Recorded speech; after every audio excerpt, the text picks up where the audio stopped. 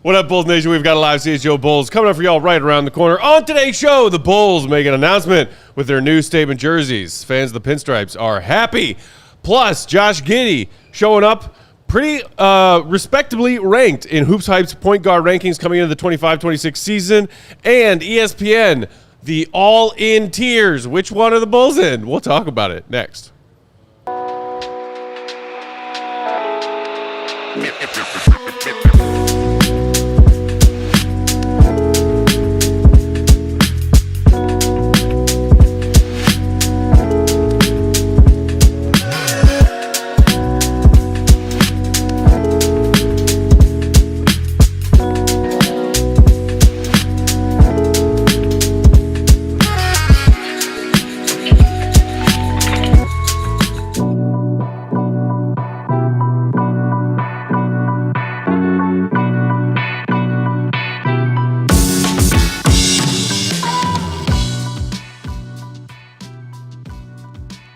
What's going on, Bulls Nation? Welcome into the CHGO Bulls podcast. Coming to you live from our studios here in West Loop, downtown Chicago on Tuesday afternoon. I'm Peck, Bulls_Peck. That is Big Dave. Bam! BNWL Sports. Get him to it. Will the Go Gottlieb. He's back. Will_Gottlieb, perfectly coiffed. And Queen of the Controls, the one and only Katie W. What up, Katie? Bow. Bow. Happy Tuesday, everybody. Hope everybody out there in Bulls Nation is doing well. Another hot day here in Chicago. Shout out Four Seasons. All right, gentlemen, lots to get to today. Everybody in a good mood? Yes, on a Tuesday, yes. Always. It's always in a good mood. Katie, are you in a good mood? I am in a good mood today. Thank you for asking me. You're very welcome. 80%? On the show, I am. Oh, on the show. Okay. All right. All right, first thing we wanted to talk about today. Bulls, earlier today, they went all out for their announcement dropping the 25-26 season's version of the Statement Edition jersey, which has been Chicago across the chest and black alternate roads, essentially, that they've used the last few seasons. They also they had like just the tiniest little hint of like that weird silvery pinstripe, remember? Yes. And it was like not visible. I think they listened to a lot of Bulls fans who said bring back the actual pinstripes from that second three-peat stretch of years. Black with red pinstripes. They listened. They made the announcement earlier today. They used themselves some Modest Buzelis. They used themselves some Kobe White. And they got the Worm to help them with this rollout and jersey announcement. Minute-long video across their socials. Dennis talking about being not only an icon of NBA basketball, but of fashion. And everybody loves the black with red pinstripes. Yeah, and they got Dennis Rodman to be like, "Good news, everybody, it's back." I'm sure that. I'm Dennis Rodman. I'm sure that excited you to see him, bro. I mean, my heart always, tingles when I see Dennis. Sure. Because I love Dennis. Yes. I don't love the fact that they used him to trot out some stuff that they're trying to get all Bulls fans to buy. Let's do the good first. Let's talk about the good. The good is those are the best Bulls jerseys in my humble opinion. I like those the best. Okay. I think they should be like part of the standard rotation. The script and the black pinstripes are the two best Bulls jerseys. Those should be every day I agree jerseys. with that. You could throw the white one in there because that's classic, clean. Sure. But like those two need to be in the rotation. They did the like sky blue one a couple of years ago. They did like the dark red, like kind of brownish one a couple of years ago. They've all been cool, but like those are statement jerseys. Yes. Like they're cool. They're not like sweet, like they're cool. I got you. But the experimentation with those, that should be the statement jerseys. The classics should be part of the regular thing. That should be what they're wearing on a daily basis. And I'm glad they're doing it this year, but bring it back every year.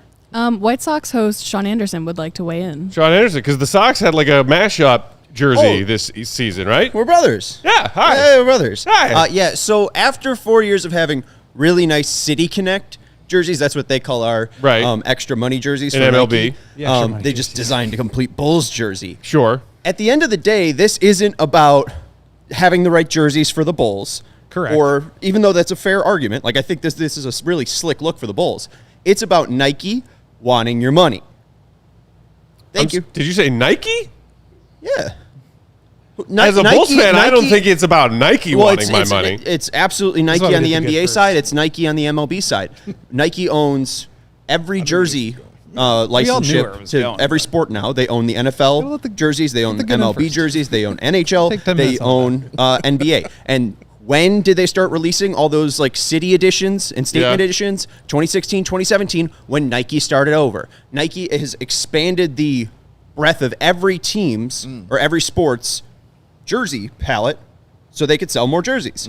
Like part of the reason you see an orange Bears jersey or throwback jerseys, so Nike could sell orange and Bears throwback jerseys. preaching. It's to make money for Nike, period. Makes sense. But, I mean, and thank you for this TED Talk and educating our audience. Nike is not taking 100% of every dime and dollar sold on these jerseys. Are they? I mean, they make more than a dime, though. Like, I mean, I don't know if they get 100%, but they definitely it's good money for the NBA. It's good money Everybody's for making money except Nike, the and it's good consumer. money for the Bulls. Do you Like see the where Bulls. I'm going with this, though, Sean? No, but I think where you're going for it is like the Bulls are mandating this. Like it's absolutely I'm not Nike. saying they're mandating it. Every NBA team is doing this. It's I mean, yeah, statement edition jerseys. MLB has their City Connects. And NBA even has statement edition and City edition going on. So I understand that that's like Nike wanting money. I also think like the teams are making money off this too. Correct. Yeah. Yeah. Fine Day says, guess what? Most things are about money. Yeah. So yeah. Shout out Capital. I've Breaking news. I've never been mad at Nike for failing to meet my expectations as a fan of a team. Also, still beard and chain still working, bro. Still working. Sean's looking crisp. Still working. Doesn't do anything to the beard. He just shows up. I puts the chain I on. do generally think that Goat is right. This is one of the most iconic jerseys in all of sport. Yeah. The second three-peat pinstripes. It is interesting, a little bit different. Those old OG pinstripes said Bulls across the chest. Yeah. Shout out to the bald-headed menace. As opposed to these that say Chicago. Yeah. Dave, do you have a preference? No. Both of them are fine. I had no problem with the pinstripe jerseys previously. I definitely don't have a problem with this one. This is a championship jersey. Obviously, you think of the Bulls when they were in their glory days and when they were actually winning and looking like a team that we, really enjoy on a day-to-day basis. And watching Dennis Rodman come out, I thought was really cool. I thought that was a really great touch. The Bulls really do a great job of that kind of stuff. When they're doing this kind of promotion. They really honestly do a great job of digging back into their past and digging into that bag and bringing things out because Dennis Rodman was not somebody I was expecting them to bring and to showcase like that. So I thought that was really cool. And he's right. He is a fashion icon. He is a guy you think of when you think of that pinstripe jersey is that number 91 with the pinstripes. And Sean is absolutely correct. Like immediately I think of Lollapalooza. And I'm like, man, that jersey's going like for next year, Cat's gonna have that on. You know what I mean? It's gonna look nice, and it will sell. It will do well, but this is the world we live in. If CHGO came out with jerseys right now, well, guess what? You know what I mean? Like Cat's gonna be making a profit on that. That's what it's supposed to do. So I have no problem with anybody getting a check off of this. I just like the fact that it's really cool, like you said. It's a really cool jersey. They look really dope. Just makes me reminisce. It makes me happy and then sad and then happy again. Were the original ones, were the pinstripes white or red? I can't Red. remember. They were Yeah. red. Okay, so Red. these ones are red too, and I was Correct. thinking maybe Correct. they look Yeah, a little bit and different. they came with this big announcement a few years back. They were like, we're bringing back the pinstripes on their statement jerseys. Not And quite. They were black jerseys with like weird, Yeah. like silver off-white pinstripes that you could barely see. Wait, what is the Right. difference between the city and the statement? City and state. Dollars and cents. I don't know Dollars and if cents. every City NBA and team state, has a dollars and statement cents, jersey. yeah. I know every NBA team has a city edition jersey every season that they roll out. I don't know if every team also has a statement edition like the Bulls do. Some teams might just refer to it as their like road alternates. I mean, I'm not gonna like. Yes, I true. tend to Yeah. agree with you, Dave. Like, this is just like the nature of business. Like, Yeah. they're going to find ways to make money. So it doesn't like offend me so much, especially when like every team is doing it and every team does it every year. Yeah. I just think these are cool and they should be part of the regular rotation, not just like something that shows up once every 5 years. Yeah, not just this year. Because but like this, when you continuing. think about the Bulls and like we do the whole like global brand thing, the 6-time champion thing, it's like when I think about the Bulls playing, it's like the reds with the script and the black with a pinstripe. Like Yeah. that's what they should be. And obviously I think the white ones belong as well. Yeah. But like those should be the three that they just are wearing. That is an interesting ranking. How would you rank those jerseys? The white, the red, and the black with the pinstripes. What's your ranking for that? I think for me, the Chicago script will always be in that number one spot. Okay. Those jerseys are just so clean. And as much as I love these, these pinstripes and the fact that they brought them back, that's great. Home whites to me, still just like iconic. Like, Yeah. The Bulls, the I think, home whites one of are the things they've done well is not messing with their classic look. Correct. How many rebrands and how many logo redesigns of other NBA teams gone through over the years? The Bulls are like, no, here's our Bulls head. Right. Bulls Still across amazing. the chest. Yeah. Maybe Chicago. Yeah. Like, That's it. No, I was just gonna say I agree. Like the white ones are like the ones you wear every game, and then you like wear the red on the road, or you mix in the blacks from time to time. Yeah. It's like you don't want to use it every single game because then it just becomes like a little too common, a little too normal. You don't appreciate it quite as much. But like those should be worn at least a handful of games every year. Yeah, I agree. I think Matt's right. Like the red jerseys are just iconic, and again, that lends itself to the greatness of Michael Jordan because they were on the road winning, and that's why people know it so well. I would definitely give the whites the second because I absolutely love those whites. Of course, I'm not going to go against the black. I'm a big dude. It's black. It's pinstripes. It's slimming. Yes, I want to rock that all day long. So, and that just, it makes me think of like Judd Bushler and Luke Longley and those teams and Buddha Edwards, you know what I'm saying, and Robert Big Parrish Buddha. and, Shout out James and Randy Edwards. Bryant. It makes me think of those teams because makes that's you think when of the championship Bulls basketball. That's what I'm saying. That's when the Bulls were like in their true era of, oh, we are the greatest and nobody's really touched. Like we're on the road like rock stars kind of thing. That's what I think of in that jersey. Again, as much as I love these pinstripe jerseys, and like I saw a lot of our fellow Bulls fans on Twitter excited this morning with the news to see these back and excited to grab one for themselves because it reminds those of us old enough of that iconic decade of winning championships. Yeah. The tag on the jersey says, engineered to the exact specifications of championship athletes. Come on. Are the modern-day Bulls even allowed to wear these? Oh, God. I'm sorry. You're so petty. What championship athletes exist in Bulls present or recent past? Oh, man. We got to go back 27 years, y'all. 27 years is the last time a Bulls player could wear this jersey. You're so petty. Championship It's specifications? Look, I love these jerseys. What else can they I love these specify them jerseys. from, Matt? Like, that's when they were wearing them, that's what they were doing. They were winning championships. It's not saying the players now. Shout out to our pal Sabine. It's cosplay. Sure. That's how he used to refer to it when they do championship era Bulls stuff with modern day Bulls who are nothing close to resembling champions.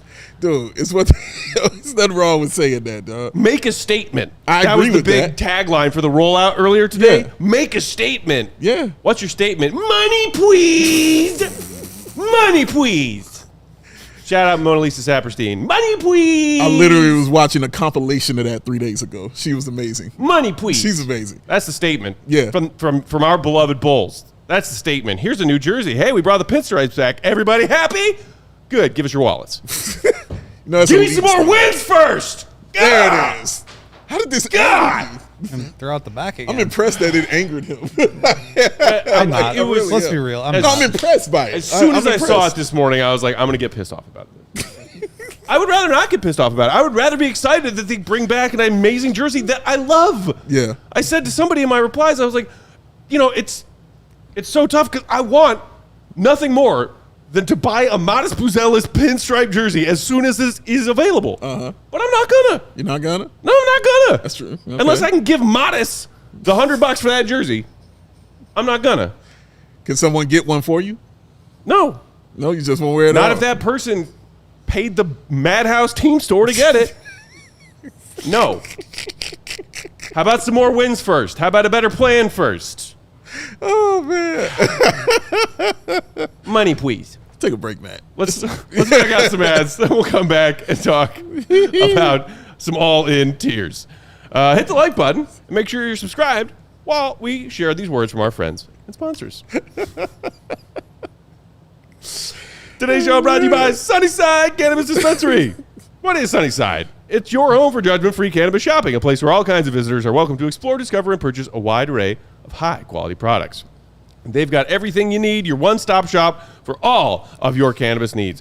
They've got an expertly curated menu featuring over 100 different strains to choose from. Plus, they offer easy online ordering and in-store pickup. Even if you're a pro, You think you know everything. You think you've tried everything.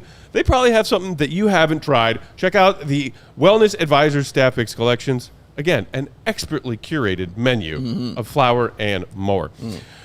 Visit Sunnyside.shop for Bright Buys every day, including 50% off your first 3 online purchases with promo code HICHGO. And for returning customers, use promo code CHGO50 to get 50% off one Cresco Lab brand item.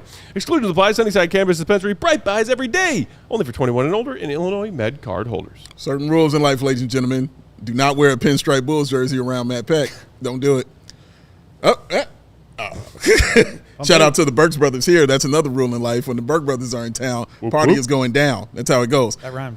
Yeah, that's how it rolls. And most importantly, don't get biffed, ladies and gentlemen. Do not get biffed. Do not go to that big box store talking to a 16-year-old who has no idea what he's talking about when it comes to flooring.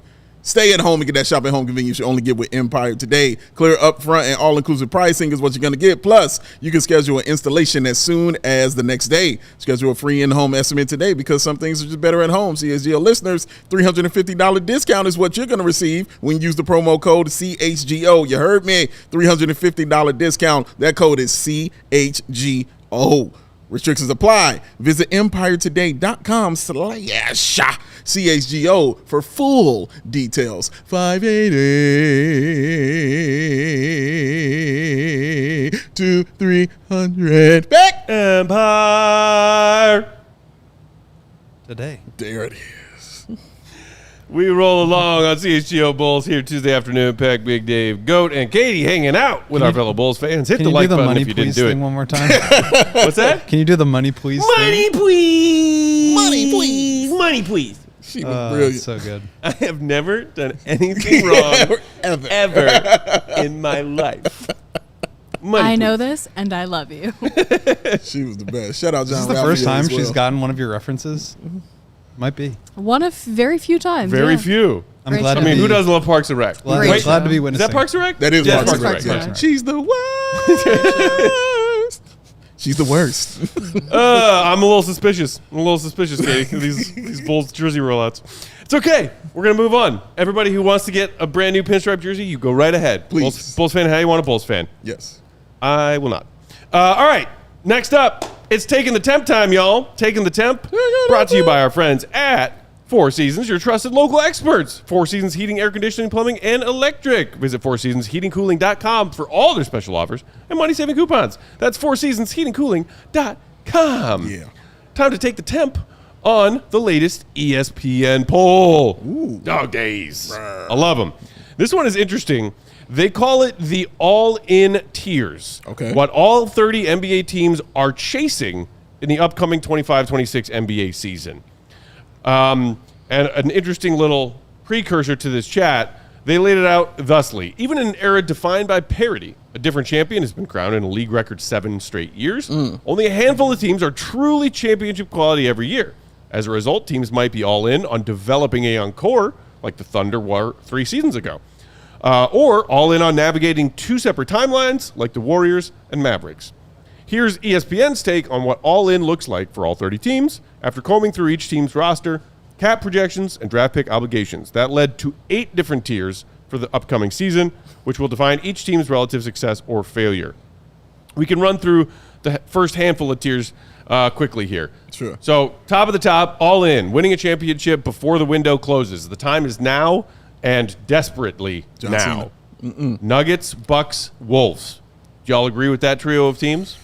The Wolves are interesting Because they're not, You know, it's like, but like it's not. Oh, I mean, you got Anthony Edwards, man. Like, I guess maybe they're arguing because maybe I don't know his contract, but maybe he has a couple years left on it or something like that, and they're like, well, you better get it now because he might be leaving after that, which would definitely send them into a tailspin. Right. I But think it's also like how much draft capital have you sent out to build your current team? Like how much have you gone? How much have you invested in putting the roster together for today compared to building for the future? And I feel like the Wolves are kind of an interesting example because yes, they spent 4 first-round picks plus Walker Kessler to go get Rudy Texas Gobert, Ranger. and that was like, okay, we're all in. But they also had a 20. What is Anthony Edwards like? 22, 23. pretty young. young for a guy who's so been it's in the not league like this long, yeah.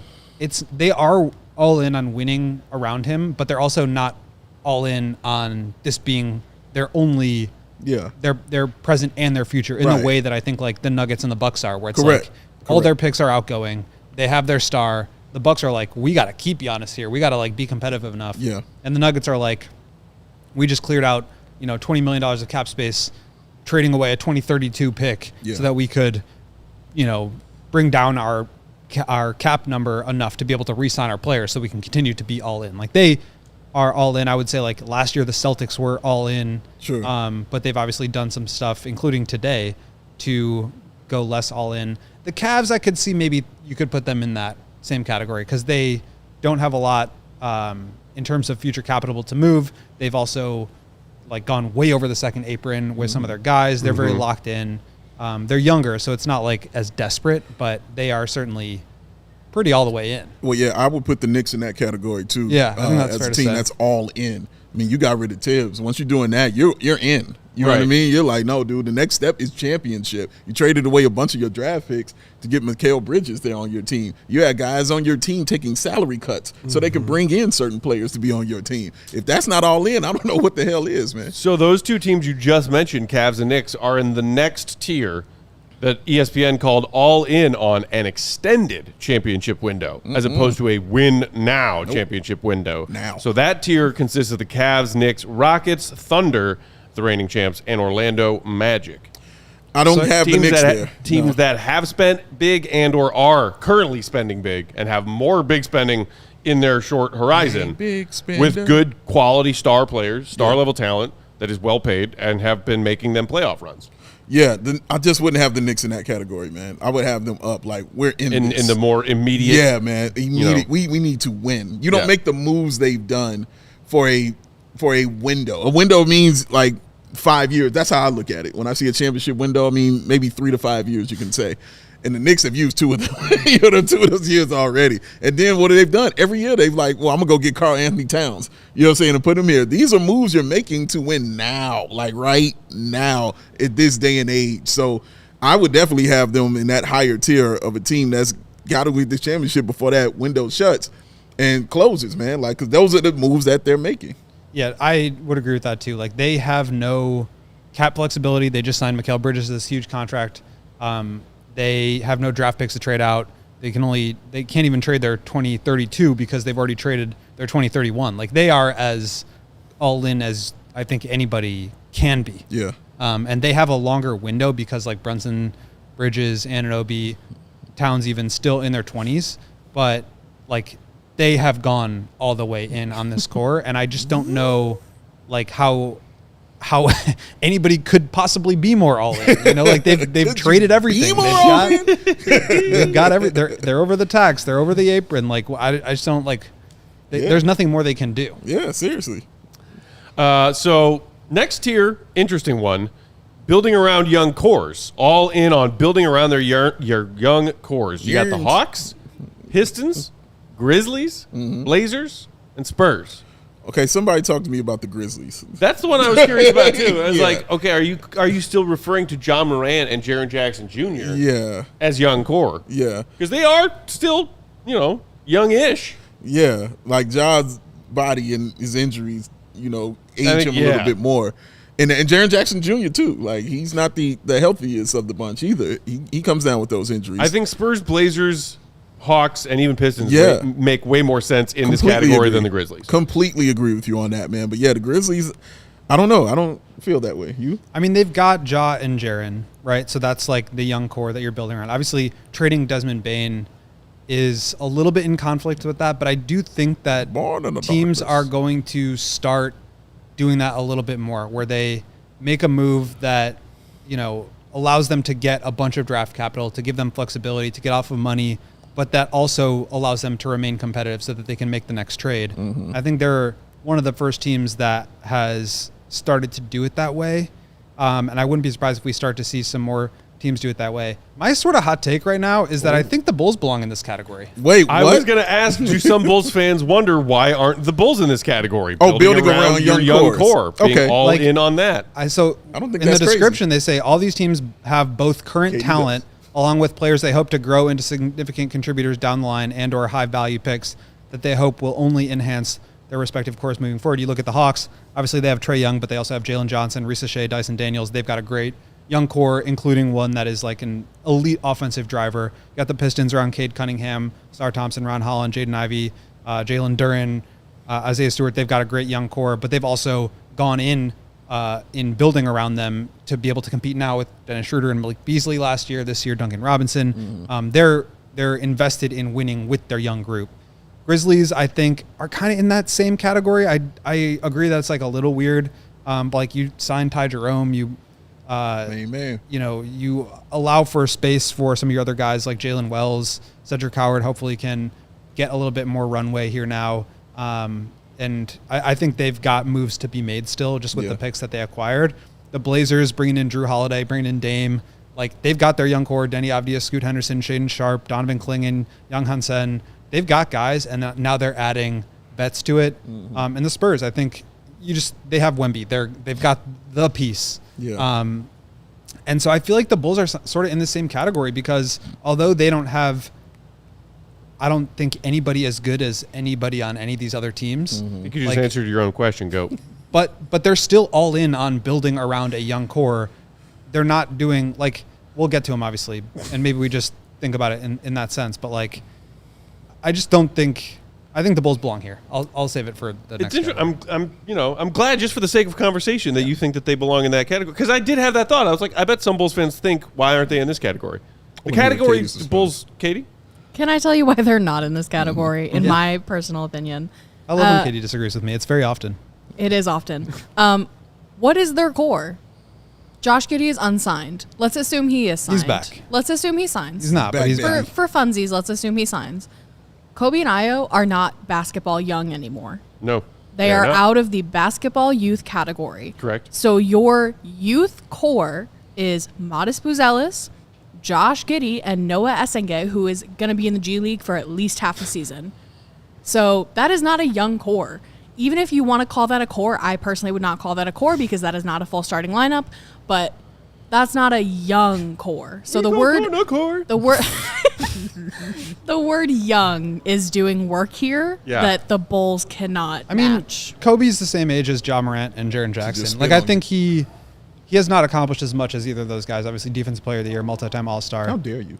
But I think that, like, I agree. I made that point before that I don't think Kobe is considered like basketball young anymore. But I still think if you're going to then maybe it just means the Grizzlies shouldn't be in there either. Maybe. Yeah. No. So the question is, well, if not that tier, what tier? Well, they aren't on the two timelines tier because Zach and DeMar and Caruso are gone. Somebody got to tell me about that one later when we come back. Kobe's also younger than Trae Young, right? That's in his name, though, bro. Yeah, it's true. There's a two-team tier called the Gap Year, which is obviously the Celtics and Pacers with the key injuries to their MVP players. There is the draft positioning tier, aka the Nets, Hornets, Jazz, and Wizards. They actually use quotation marks around draft positioning, which I thought was fun. That's a spicy. The Bulls find themselves in a tier with the Pelicans, Kongs, and Raptors. Elite. So many recent late off-season polls and rankings, and I feel like the Bulls are finding themselves in this, whether it's this or any other ranking, this group of teams, which in this particular all-in tier rankings, ESPN chose to call the all-in on nothing tier. Jesus. It's difficult to see which way these four franchises are headed. Bontemps and Pelton Wright. In Chicago, the offseason saw the Bulls extend lead front office exec, AK and Eversley, as well as coach Billy Donovan. But they made the playoffs once, have won a single playoff game over the past 8 seasons, which is not fair because not all 8 of that is AK, Billy, and Eversley. And have repeatedly failed to extract draft pick value out of trades for veterans, Caruso, DeMar, and Zach, in the past year. One light at the end of the tunnel in Chicago. Plenty of cap space next summer, which we just talked about yesterday. A little less cap space than before the Jones and Okoro moves and shakes. This is why. Katie, I think, answered Goat's question well as why aren't the Bulls in the building around their young core, all in on building around their young core question? This is a different answer. They're not. Are they all in on that? I don't know. What are they all in on? I don't know. Oh, wait. Why is there not an all-in on making a 4th consecutive play-in tournament appearance category? That should be a tier. There's a spicy. Where's that tier? Yeah. They're all in on that. 4-peat. 4 of them things right there. This is, and again, you could disagree and say, hey, the Bulls should be in this. Anytime, like I was just referencing how many different rankings that we've talked about in the, as the offseason moves to the late offseason, and this is what we talk about. The Bull, whatever the tier is, whatever the jokey headline is, whatever the snarky, couple of blurbs of a couple of sentences from some national NBA person, this is where the Bulls are. Yeah. In 100% of these things, this is where the Bulls are. And it's the whole league views the Bulls as, what are they doing? And it's going to involve, for some, the Kongs and the Raptors or the Suns or Suns. Right. In there. The Suns actually got their whole tier to themselves. Yeah, I saw that. Their tier was we're all in on 2024. Which is damn. which is the past. Disrespect. All right, we got to knock out a couple more ads. We'll come back. Maybe we can wrap up more this thoughts. chat. I got more and then we'll dive into the Josh Giddey and the point guard rankings. Hit the like button if you didn't do it the first time around. Katie will come after you. Thoughts from the Quaff. It's hot. Oh, my God. Don't you just love it? No. I want to be inside with air conditioning where it's cool and awesome. And you know who can hook that up for you? Four Seasons Heating, Air Conditioning, Plumbing, and Electric. They have been serving Chicagoland for over 50 years. Right now is the time to get your AC checked out. And Four Seasons experts are ready to help you with AC installation, maintenance, and a repair. Save up to $4,000, y'all, on new comfort systems with Four Seasons. New AC units from $39 a month and AC furnace combos for $57 a month. That is awesome. Your trusted local experts are Four Seasons Heating, Air Conditioning, Plumbing, and Electric. Visit FourSeasonsHeatingCooling.com for all their special offers and money-saving coupons. That's FourSeasonsHeatingCooling.com, because we're on the right reasons. Back! Call 866 Four Seasons. Oh, little Kenny Loggins in there. Yeah. Today's show also brought to you by Arena Club. Are you looking to buy, sell, trade, or rip open packs of cards? Rip them. Arena Club is changing the hobby with their transparent slab packs and no-fee auctions. You got to check out these slab packs, y'all. Arena Club makes it easy to collect the cards you love. Get authentic, graded cards instantly on Arena Club. You can decide to hold, sell, or have it shipped to you directly. You can also decide to take an instant cash offer based on market value. With slab packs, you can rip open a pack for as low as $25 a hit on a card that's worth tens of thousands, y'all. Arena Club is the most trusted name in the game. From your digital showroom, you can trade, sell, auction, or retrieve your physical card from the Arena Club. Yes, that's right. The packs are digital, but the cards are real. So check them out right now, and you can save 20% off your first slab pack or card purchase by going to arenaclub.com/CHGO and use promo code CHGO. That's arenaclub.com/CHGO, promo code CHGO for 20% off. Arena Club, rip 'em. Slab pack. Slap him in the face. Coach, you had thoughts. Goat has thoughts. Yeah. Goat's got so many thoughts. He was off for a week. thought from the Quaff. I just think, like,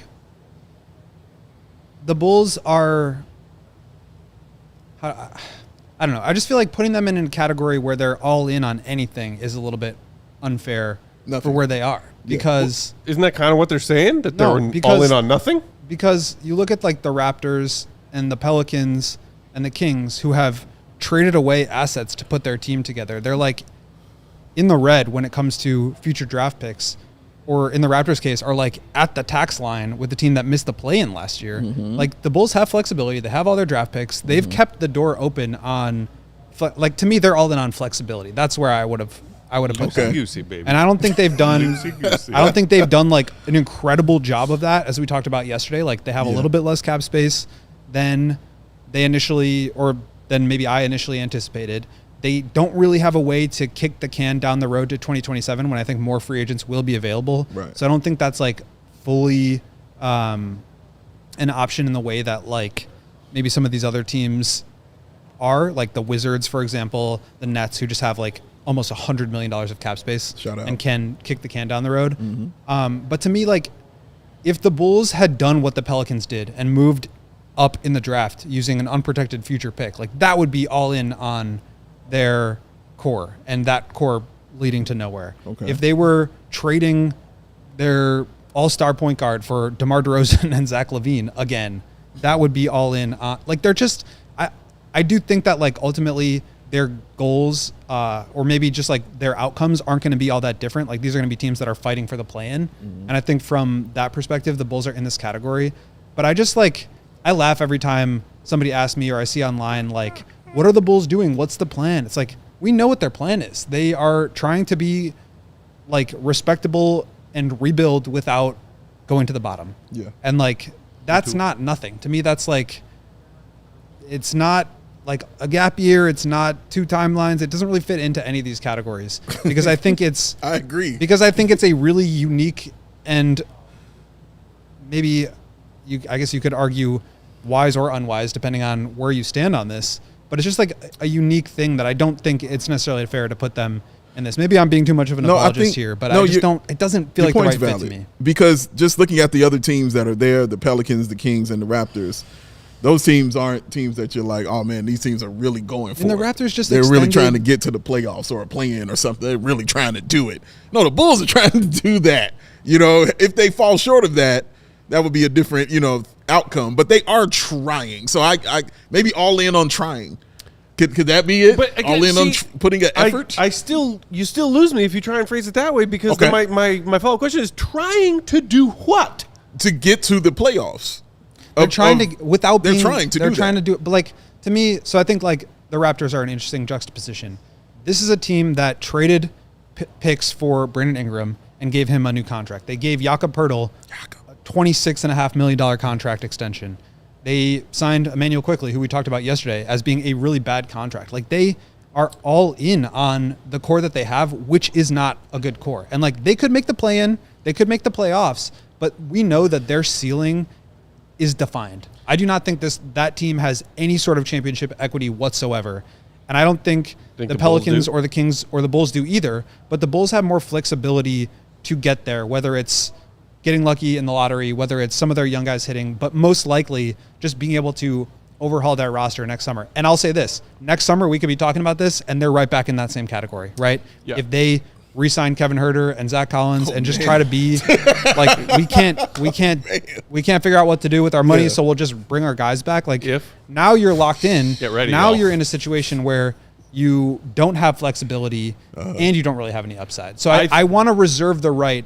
And it's like, I don't think it's a fair ask for Arturas to say like, can we have some patience here? Like I objectively, given the last 3 years, I don't think that's a fair ask. Agreed. However, given the way that their cap sheet is structured, you do have to, just from like an objective, like salary cap finances perspective, think about how their money is lined up and that there is money coming off the books next year. Okay, we got to move on to Giddey and point guard rankings. But so I'll say this. I will grant you Crush me. the part of your argument where the Bulls seemingly do not belong in a category that also includes the Raptors, Kings, and Pelicans based on some of those teams' recent moves that don't make sense in different ways than what the Bulls do and are trying to do. Doesn't make sense because they're very different. Yeah. And the flexibility and cap flexibility in particular is the differentiator there. I agree with you on that. I still think the Bulls 100% belong in a tier defined as what is this team all in on? Nothing, question mark? Because the Bulls have been nothing, question mark? If it was all in on the play-in, I would be like, yeah. Yeah. For sure. It's another way to put it. These teams are lost at sea trying to figure out what the heck they're doing. The Bulls 100% fit into a category like that. It's like they're lost at sea, but they're ahead of everybody else in that sea. We're lost You at know sea, what I but mean? we have Noah Asenge. Like, you know, they're the ones with the one compass. You know what I mean? Everybody else just trying to follow. We're still lost at sea, though. Still lost. Paddle up, stupid. Yeah.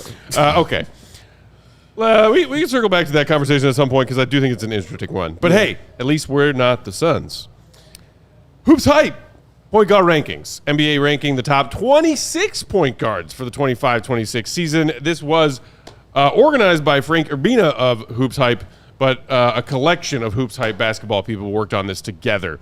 The ranking, which was determined through a team vote, features a fun blend of in-prime superstars, former MVP winners who have seen their games age remarkably well.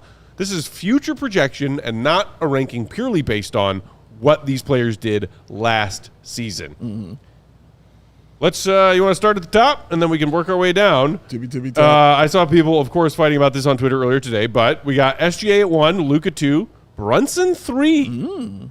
Then you got Cade 4, Steph Curry 5, Trae Young 6. Is the first thought the disrespect to Steph Curry? Yeah, Steph Curry's playing. Steph Curry belongs in at least the top 4. That's how I rule. You can argue SGA for sure. You can argue Luka for sure.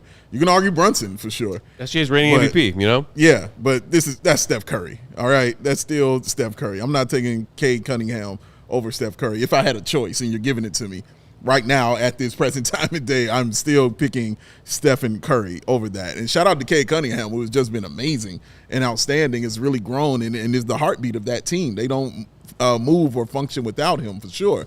But the league doesn't move or function without Steph Curry. And Steph Curry has to be higher on stuff like this for me.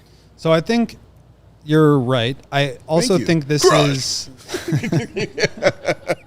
I also think this is point guards for next season. So I think it's probably baking in some improvement on Cade's part. Yeah. And Cade was amazing. Cade ascension is from already a really good player. But yeah, I mean, it's like in the same way that like LeBron is not a top 5 player in the league anymore, he's still a top 5 player in the league situation. Right. Like I think Steph still like legacy just belongs there. Yeah. And I also think like if you were to put these guys in a playoff setting, he'd be much higher. Give me Steph. And like it's not that, but that's like what it comes down to for me. Like the regular season, it matters. Like it's a thing, but like what really I think determines how good a player is how they rise to the occasion in the playoffs. And like we've seen Steph do it more than anybody else on this list. You ain't lying. As we move forward, we got James Harden coming in at number 7, Ja at 8, De'Aaron Fox freshly minted on that new contract at 9. Shout out. Which of them or all of them do either of y'all think should be above Trae Young, who is at 6? 'Cause that was my first thought when looking at that next chunk of players. Oh man, I was like, really, Trae Young? I guess you can make an argument for Trae Young above 1 or 2 of those guys, but all 3 of them? Yeah, I mean, you know how I feel about Ja Morant, man. Yeah. Big so, Ja you know, guy. I'm taking Ja all day long over Trae Young. Shout out James Harden for still being this good. He was so good know, last year. Dude really produced freaking last good, year. man. So I can hear an argument be made for James Harden being over Trae Young. I probably would still put Trae Young over him. Fox? But I wouldn't. No. Fox really struggled once he got to the Spurs and Wemby was out. Like I'm Yeah. curious to see what he looks like next year. Yeah, he did. I would say, but I would put Ja. I mean, that's Ja Morant, man. I think they're all. You could put Trae. I think from 6 to 13, all those guys are in the same tier, and I think you could probably order them in any order. 6 to 13. That's an interesting take. So the other part of that package would be Tyrese Maxey at 10, Derek White at 11, Garland at 12, Derek White, Jamal Murray at 13. Now let's go ahead and throw LaMelo in there at 14. I saw somebody in the chat just now saying like that's disrespectful for Jamal Murray. Saw some other people mention that on Twitter today. I mean, because that's not too far off. Jamal Murray's at 13. Giddey is at 15. Would you say that Jamal Murray is a substantially better player than Josh Giddey right now? A slightly better player than Josh Giddey right now? Katie, you're on the mic. I don't think we would I think there's no way to know because the talent around them is so different. Like the talent differential around them is literally an ocean apart. Like there's no way. If what are you gonna do? You're gonna make them play 1-on-1? Like that's the only way to know where they stand against each other because they are on such different teams. Like I think at point guard more than any other position, like it's so hard to tell what a specific player is. So you're saying Josh Giddey could be the 13th best point guard in the league? That's not what I'm saying. I'm saying Jamal Murray is at the right spot because he has such incredible talent around him. Maybe he's better, but I don't think he's, number one. I think what's hard about this is that some of these guys play different roles from each other. Like you mentioned Derek White. He is not a point guard in the sense that he's running the offense. He's like creating off the dribble. Like he is a player who benefits from the Celtic system. He's an incredible defensive player. He's an incredible rim protector as a guard. He's an incredible 3-point shooter. I think he belongs somewhere in this list, but it's not the same. It's apples and oranges. Like to me, he's just more of a 2. So I don't really know what to do with that. But like Jamal Murray is not the point guard on his team. He's the shooting guard. Like, sorry, Jokic is the driver of the offense. That's fair. And I think like comparing him to Giddey, who has all the usage, but doesn't have to me, what makes Murray great is the fact that he can drive the offense, but he can also be one of the great secondary players and, complementary guys on this list and in the league. Like, he plays so well off of Jokic, and obviously anybody who gets the privilege of playing with Jokic looks really good for doing it.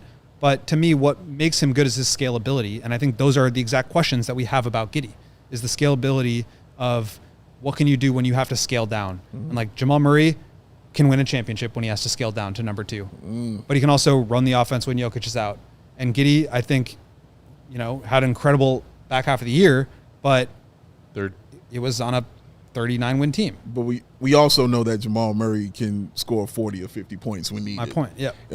So regardless of who's out there, or if Joker or whoever's out, he can do that. I know he struggled for the Nuggets in this postseason. No doubt about it. Postseason, and he was playing hurt a little bit, which he's had to do a lot. But not only their championship season in 23, but some other postseason runs around that. Yeah. Like playoff Jamal. Yeah. That dude is a killer. It's a thing, man. A killer. So, it all, like, so much of this is arbitrary. Do you build in, like, clutch player in a playoff series into these rankings of how good of a point guard are you? While also, I agree, kind of the amorphous definitions of who's a 1 and who's a 2 in today's NBA. And Jamal playing that role with Joker, who is, for lots of intents and purposes, their point guard. Brand Sense in the chat said, their talents are different when talking about Giddey and Jamal Murray, I think, and I think he's right. Yeah. Our guy Fish, to what Katie was saying Giddey's getting killed by all those guys one-on-one. Should they play? Let's do it. Let's have a big one-on-one tournament. One-on-one tourney? With all the people in these HoopHype's top 26 point guard rankings. See what happens. Eddie Duffy one-on-one point guard tourney. Brought to you by HoopsHype. Shout out.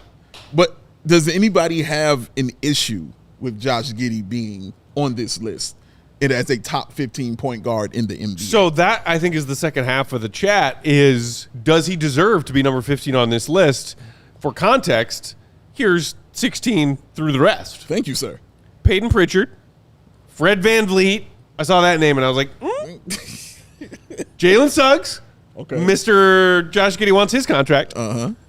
Kyrie Irving at 19. What? That's when I went, Okay. who? Well, he's What going do we- to miss so- 3/4 of the year. And they made note of in Suggs? their write-up on Kyrie that the injury and games missed was a part of that. But I'm like, Sucks.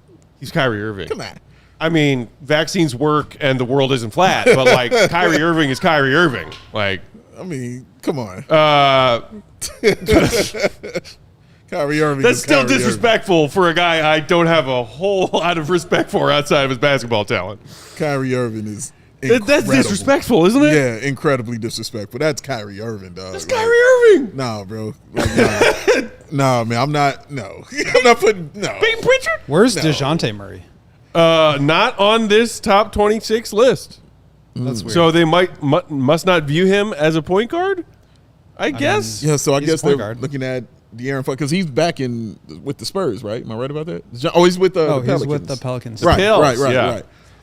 Yeah. So now, so Kyrie, so there is no DeJounte on this list. Kyrie at 19, Andrew Nembhard at 20, Nembhard. Drew Holiday, two-time NBA champion, Yeah. defensive ace at 21, Okay. also has a new team coming into this season. Shout out Blazers. Youngin, Stephon Castle at 22, Emmanuel Quickley, Bobby Marks hates his contract, at 23, Dennis Schroeder at 24, TJ McConnell, the pest, at Pest. 25, My guy. Tyus Jones, 26. Any collection of those players, in addition to Kyrie Irving being a big old duh, that you would say, does Josh Giddey deserve to be ranked ahead of all these guys? Can we just agree that 26 is a really random number to stop Super at? weird. Super random. Was there a reasoning? Why not that 25? I was like, why are we not at 30, They 25? They All the just starting point couldn't guards. leave out Tyus the Jones, guards. Katie. Apparently. That's Where's We had weird. to put Trey Tyus Jones in there. Yeah, where's Trey Jones? That's a good Okay, question. so here's my thing about this. You Okay. get into this category, especially after Giddey, where none of these guys are primary options. None of these guys, except for Kyrie, who obviously Right. has the injury situation. Nembhard is going to have a bigger role this year. With Halliburton out, I think they're going to run most of their offense through him. And I expect him to put up some huge numbers and look a lot better and maybe rise up these ranks. Van Vliet, I think he's a pure point guard in the sense that he can score, he can facilitate. but he's not like the number one driving offensive force on your team. And I think like it becomes very difficult to weigh.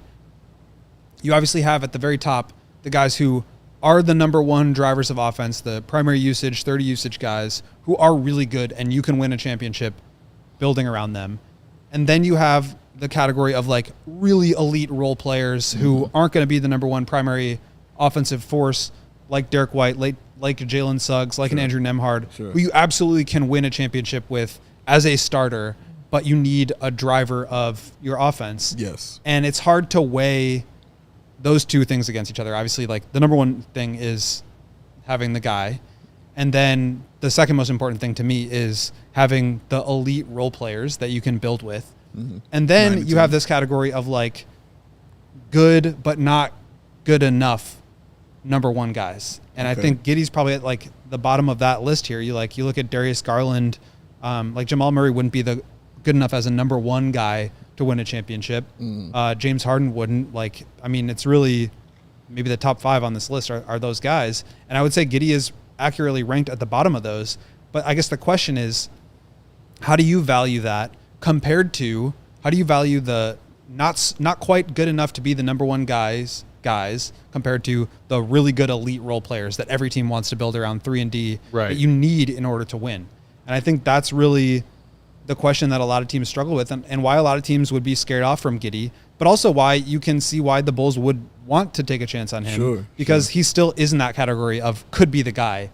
He's just, if it doesn't work, then what is he? And I think that downside risk there is what differentiates him from a Jamal Murray or a Darius Garland or a Derek White even, because those guys are still such good shooters and such good passers and facilitators that can play off the ball that allows them to still be high on this list. Even if they're not the number one usage guy on their team, they're still able to make an impact. Whereas Giddey, you still have those questions. Yeah, and he's in such an interesting position because he gets to answer all those questions, and because the Bulls needed his skill set. They still are devoid of the guy. You know what I mean? That's still not a thing right now for the Chicago Bulls. They got some guys who we want to be the guy.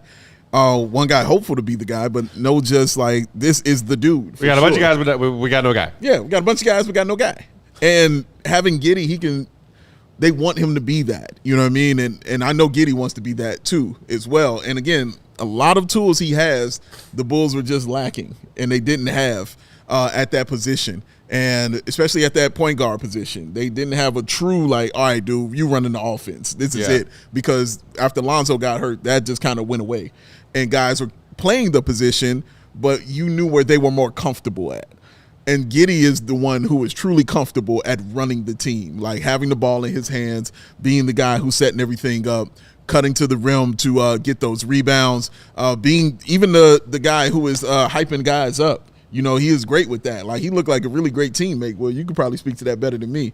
But he looked like a really great teammate out there, you know, helping his guys out and hyping them up. And they seem to like him very, very much as well. So all of that plays into the fact why the Bulls had no problem taking a risk on this guy and why he would be the number 15 right now. Because for me, that's a good number. That's like, we see you. We not completely sold on it, but we seeing what you're doing. Like, we see you got your new curl, but it ain't quite right yet. You know, it ain't just went all the way over on your head, right? You know what I mean? Just not yet. You know what I mean? Still a few more processes you might have to go through to get it correct, but we're willing to wait and see because we saw some of the talent. And it's also why the Bulls are going to end up in the middle. When they have the guy driving their offense as the 15th best guy at his position, like, that's what you get. The recipe. That's the recipe, yes. That's the template. That's true. And that's why, I think they kind of, in their little write-up on Giddey, they did a little write-up for each player ranked about, like, on that fringe of, like, are you the guy? Right. Or are you not one of the guys who could be the guy? They heralded him for his shooting especially. They said he had a nice bounce-back year after leaving the Thunder, saying he had a career mark from beyond the arc, which he did, nearly 38%. Turning a former weakness into a skill, but his three-point shooting doesn't lead to much spacing for the rest of his team because opponents still don't respect his shooting, meaning he's shooting a lot of wide-open shots from three, which is accurate. If that changes, his impact on winning will greatly increase. Giddey's one of the most unique floor generals in the NBA today. even I will agree with that. He is unique. What? One who can be a brilliant playmaker at times and rebounds like a big man. If his shooting remains at the level he hit last season, Giddey could start to rise up this list Exactly. in the coming years. Exactly. It's like we all know what the flaws in this dude's game are right now. Right. This past season, especially down the stretch, seemed like he turned a weakness into not a weakness. 38% behind the arc is very respectable. Very. We'll take that every day of the week and twice on Sunday. Half court, why not? But I think the point about, like, can Giddey be the guy or does Giddey need to be the secondary guy? A lot, like, watch any smart defense just go under any screen when Giddey's got the ball at the top of the key. Yeah. Like, can he actually develop a off the dribble outside jump shot? Like, so much of what hangs in the balance is like, hey, can Josh Giddey learn how to dribble the ball, then pick up the ball and shoot it quickly? Pick ball, and, shoot ball. and knock it down? Yeah. Because, like, if it's that, then a lot of issues I have will subside. Yes. Well, yeah, you'll have more to go, but yeah, several of those. always issues, Dave. There's always There's more, man. always issues. Those damn jerseys. Well, Bulls fan, dude. There's always issues. But no, I feel you on that. And again, this is why I keep saying all of this will be answered early. Game 1, we are answering these questions. He will, like, once the contract is signed, they know who is going to be in place. They know everybody and where they're supposed to be and exactly where they're going to fit on this team. The only probably open thing right now is probably a backup center position. This is if they keep Vooch. Yeah. The only thing right now is a backup center position. It's going to be Jalen. It's going to be Zach. Feels like it's going to be Zach. But those are the things that are in discussion. Everything else is just role players and rotation and depending on who the opponent is that night. So it's pretty much handled and solved, which means from game 1, you know what you're going to be looking at. And the Bulls know what they want to do. But the other question is, will the league see it and say, you're not doing that tonight or any other night? Again, game 1, all this stuff is about to be answered. I'm very excited. That's true ideally. Like, you want that to be the case. I still have questions because I think when you have guys that are up and down like this, it's going to be confusing. Like, that's why, like, I don't think Giddey's going to come out next year and just be an 18-8-8 guy every single game. Mm-hmm. I think he's going to have games where he's 10-6-4 and some games where he's 25-11-13. Okay. You know, like, he's just going to be up and down, and that's part of the issue is that I think when you have such an issue as a shooter, when your mechanics are the way that they are, it's hard to be consistent, and lack of consistency is a problem. So we talked about it this time last year. We know he's going to put up big numbers, but you have to see through some of that noise and figure out what he can do as the primary guy.